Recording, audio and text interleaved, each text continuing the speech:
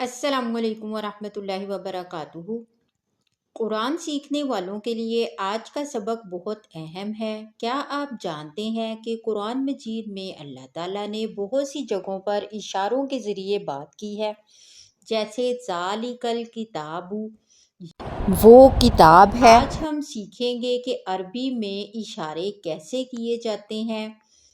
ذالک وہ، ھذا یہ، مذکر واحد، ذالکا وہ ایک، تثنیہ ذانیکا وہ دو، اولئکا وہ سب، قریب کے لیے مذکر واحد، ھذا یہ ایک، تثنیہ ھذانی یہ دو، جمع ھؤلائی یہ سب، مؤنث کے لیے واحد، تلکا وہ ایک، تثنیہ تانیکا وہ دو، جمع اولئکا وہ سب، مؤنث کے لیے واحد، ھذہ یہ ایک، تثنیہ ھاتانی یہ دو، جمع ھؤلائی یہ سب۔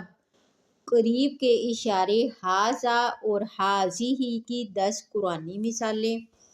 ھذا کتاب یہ ایک کتاب ہے، ھذا مسجد یہ ایک مسجد ہے، ھذا قلم یہ ایک قلم ہے، ھذا بیت یہ ایک گھر ہے، ھذا ولد یہ ایک لڑکا ہے، ھذہ مدرسۃ یہ ایک مدرسہ ہے، ھذہ سیارۃ یہ ایک گاڑی ہے، ھذہ بنت یہ ایک لڑکی ہے، ھذہ شجرۃ یہ ایک درخت ہے، ھذہ عین یہ ایک آنکھ ہے۔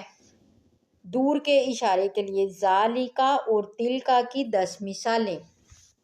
ذالک نجم وہ ایک ستارہ ہے، ذالک قمر وہ چاند ہے، ذالک جبل وہ ایک پہاڑ ہے، ذالک باب وہ ایک دروازہ ہے، ذالک رجل وہ ایک آدمی ہے، تلک سماء وہ آسمان ہے، تلک ناقۃ وہ ایک اونٹنی ہے، تلک حدیقۃ وہ ایک باغ ہے، تلک جنۃ وہ ایک جنت ہے، تلک ساعۃ وہ ایک گھڑی ہے۔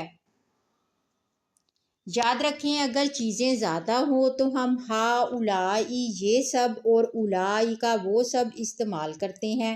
عربی میں غیر عاقل یعنی کہ بے جان چیزوں کی جمع کے لیے اکثر واحد مؤنث یعنی ھذہ یا تلکا کا اشارہ آتا ہے۔